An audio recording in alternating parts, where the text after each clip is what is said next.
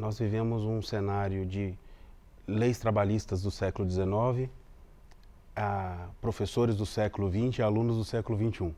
Então a gente tem que trazer o equilíbrio entre essas relações todas.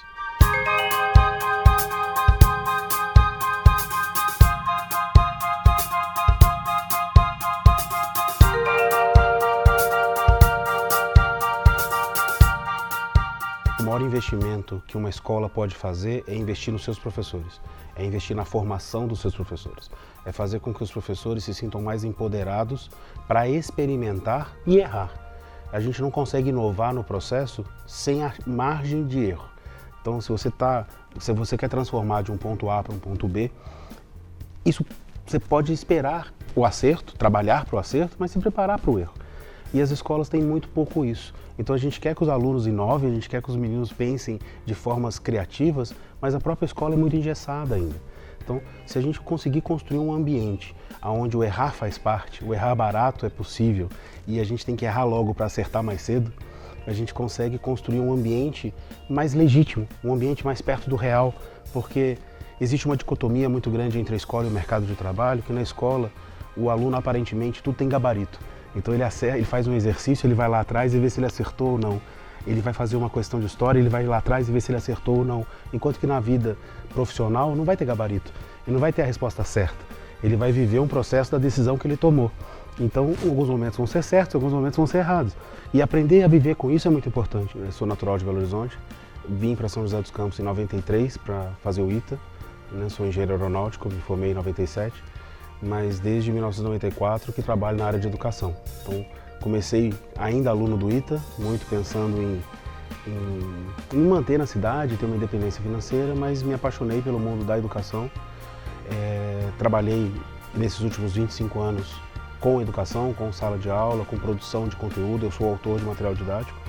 Tive um momento de transição de executivo de um grupo, de um sistema de ensino, em 2014. Fui viajar um pouquinho, fui aprender práticas pedagógicas e práticas de ensino e de gestão na Finlândia, no Japão, na Inglaterra.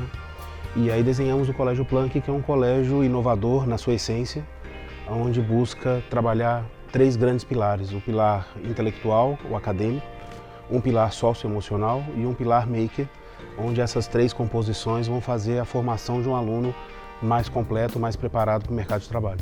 E a primeira decisão que eles têm que tomar é a questão da carreira. Então eles têm essa angústia, será que eu vou acertar na carreira? E é uma geração que vai ter acesso à saúde, é uma geração que vai viver até 100 anos. Então hoje, com 17, ele tem que escolher a carreira. Então são 2 pontos que a escola tem que ter um papel muito forte. Em tranquilizá-los em relação a essa decisão e mostrar que eles vão ter que estudar a vida inteira. Esse é um outro pilar muito importante. Talvez a minha geração estudou 25 anos, trabalhava 40 e depois se aposentava. Eles não, eles vão estudar e se reinventar e se reciclar a vida inteira. Então acho que o papel da escola hoje é ensinar esse jovem a estudar, é ensinar esse jovem a gostar de ter conhecimento. Porque a partir do momento que ele tem esse gosto por aprender, a gente fez o nosso papel, porque ele vai poder se reinventar, ele vai poder ter 2, 3, 4 carreiras ao longo da vida.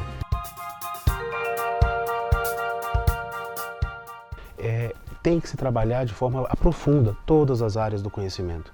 Então, mesmo um aluno que queira fazer engenharia, ele vai ser um engenheiro melhor se ele souber filosofia, se ele souber sociologia, se ele souber bem história, se ele tiver um bom português, se ele tiver idiomas. Então, essa diversidade de conteúdo, na educação básica, o ensino médio é a última oportunidade que o jovem tem de estudar todas as matérias. Porque depois ele vai para a graduação, para a faculdade e vai fechando o leque.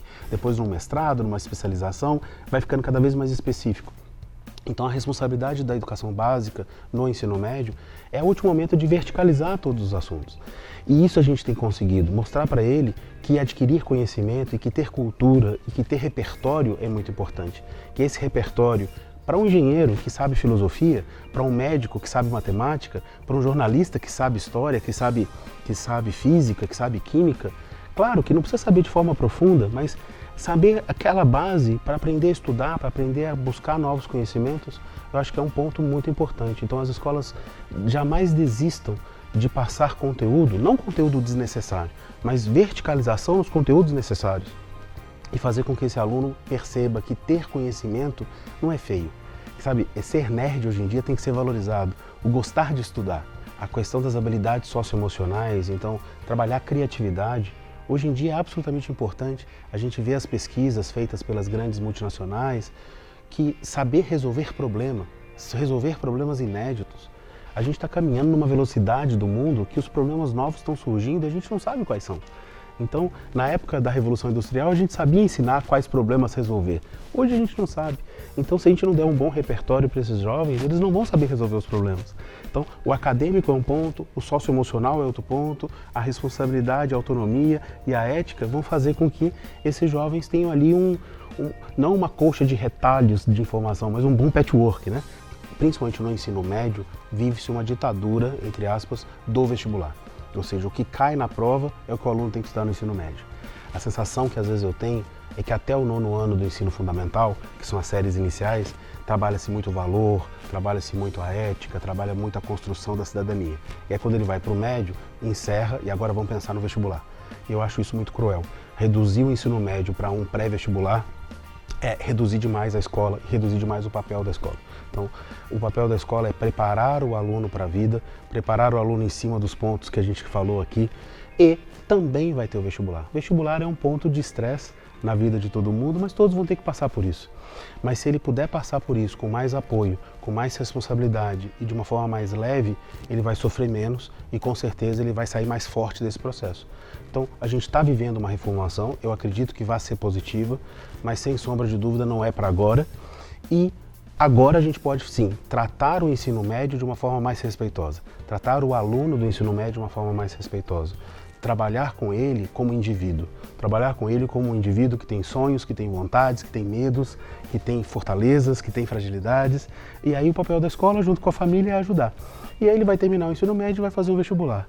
O que eu acredito e a gente tem visto no nosso colégio é que na hora que ele chega no vestibular, ele dá conta, ele vai bem. E aí ele percebe que, poxa, dei conta desse desafio, dou conta de outros. E aí pronto, aí a gente criou uma pessoa com uma autoestima capaz de caminhar aí ao longo da vida, e aí eu acho que a gente pode dizer que a gente fez um bom trabalho.